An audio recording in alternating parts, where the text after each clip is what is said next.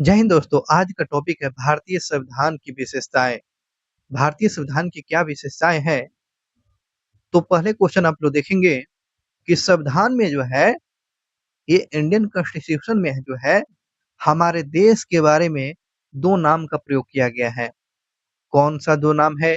India अर्थात भारत का, India that is Bharat. ये संविधान में दो नाम, हिंदुस्तान शब्द की जानकारी नहीं मिलेगा, आर्यावर्त, ये सब जो नाम की जानकारी भारतीय संविधान में इसको उल्लिखित नहीं किया गया है। और भारत को जानने के लिए इंडिया और भारत शब्द का इस्तेमाल किया गया है। India that is Bharat.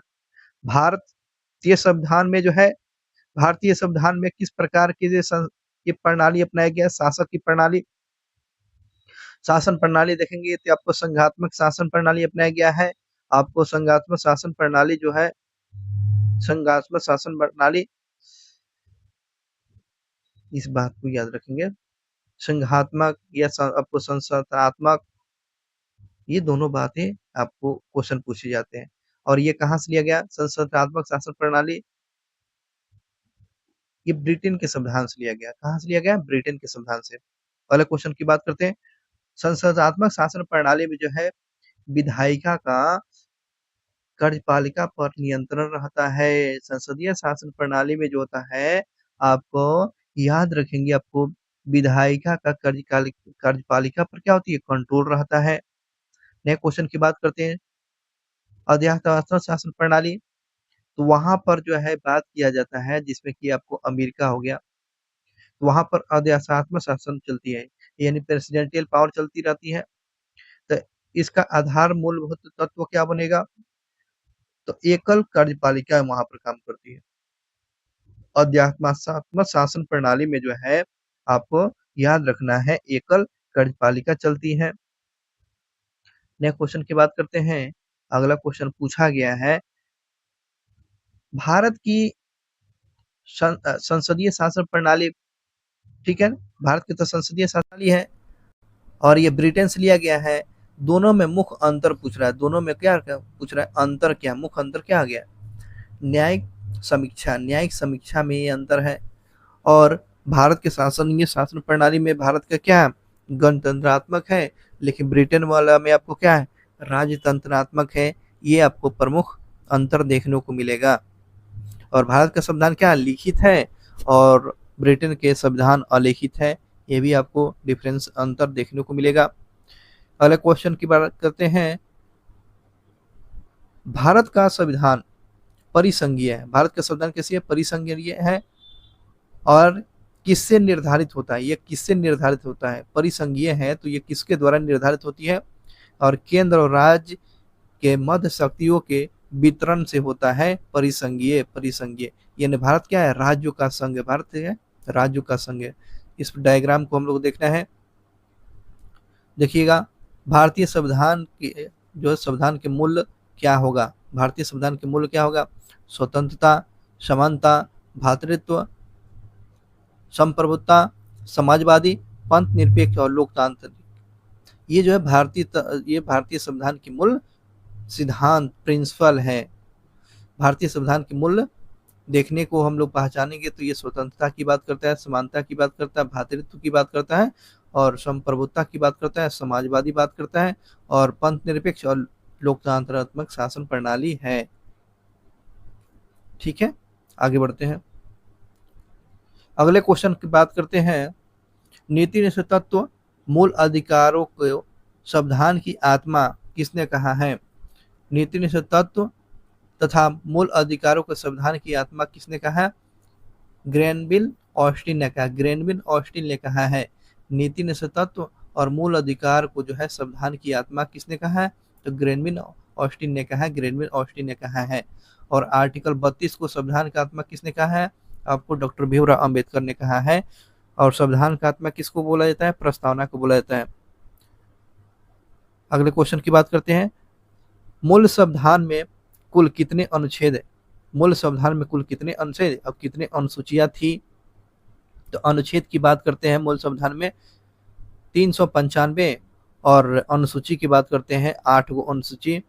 अब जो 12 अनुसूचियां हो गई है, 12 अनुसूचियां। मूल संविधान में 8 गो और वर्तमान समय में 12 गो है।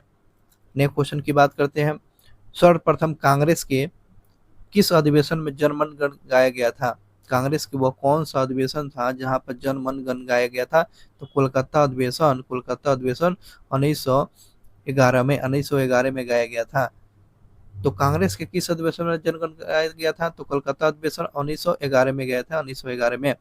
राष्ट्रगान नेशनल एंथम के गायन का समय पूछ रहा है, तो ये राष्ट्रगान का गाने का समय कितना लगता है? तो 52 सेकेंड लगता है, 52 सेकेंड लगता है।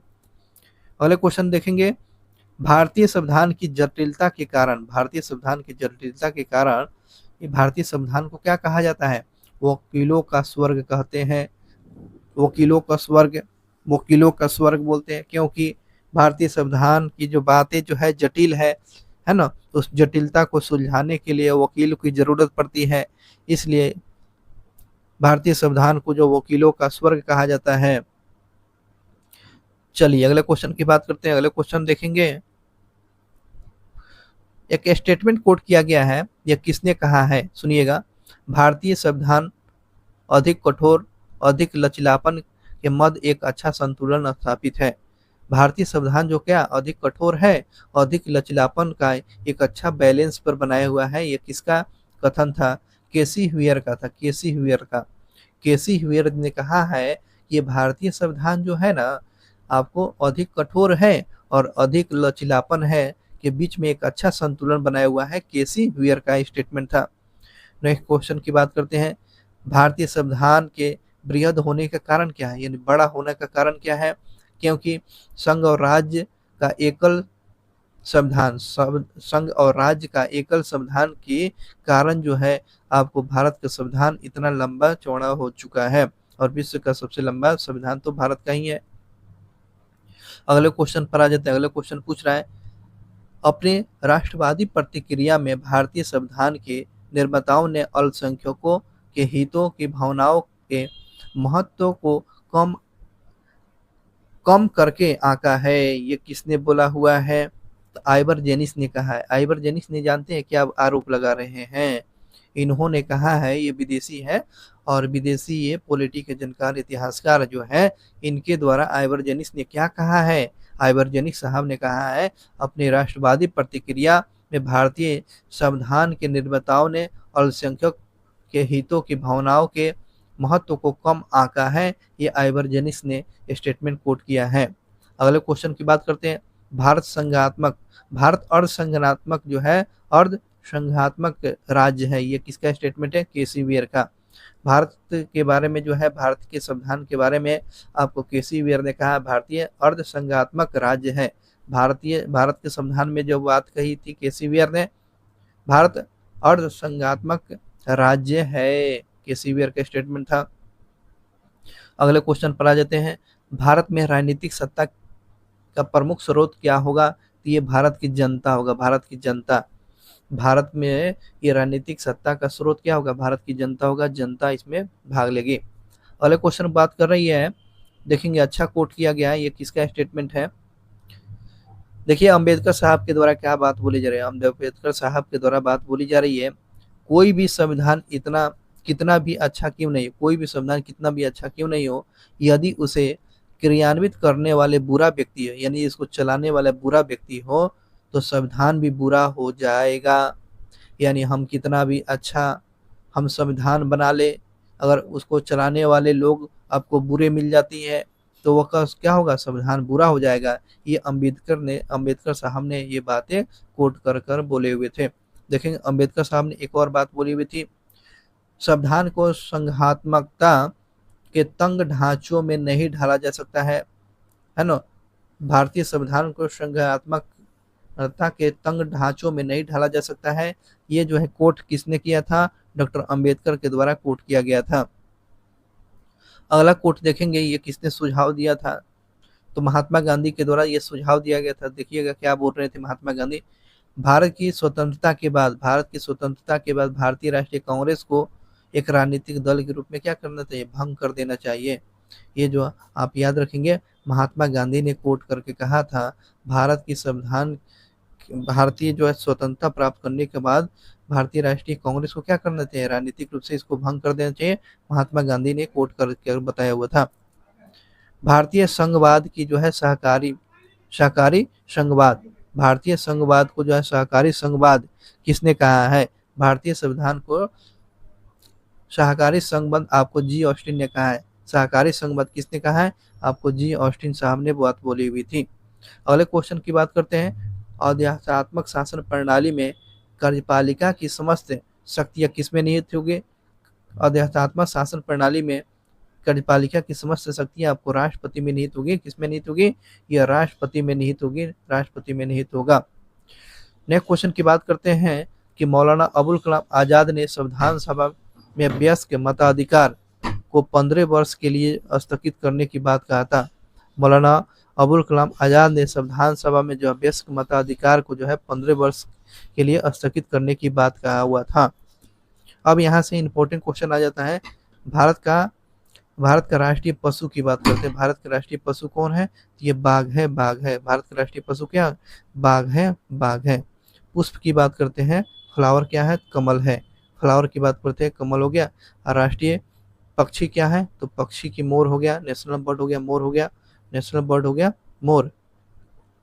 अगले क्वेश्चन की बात करते हैं, राष्ट्रीय ध्वज में चक्रों की तिलियों की संख्या कितना है? ये आपको 24 है। और दोस्तों इस प्रकार से ये भारतीय संविधान की प्रमुख जो है इम्पोर्टेंट जानकारियां जो थी आपको देखने को मिला। Thank you so much. अगले वीडियो में आपको देखने को मिलेगा ऐसे ही important video. Thank you so much, बहुत बहुत धन्यवाद। मिलते हैं नेक्स्ट वीडियो क्लास में।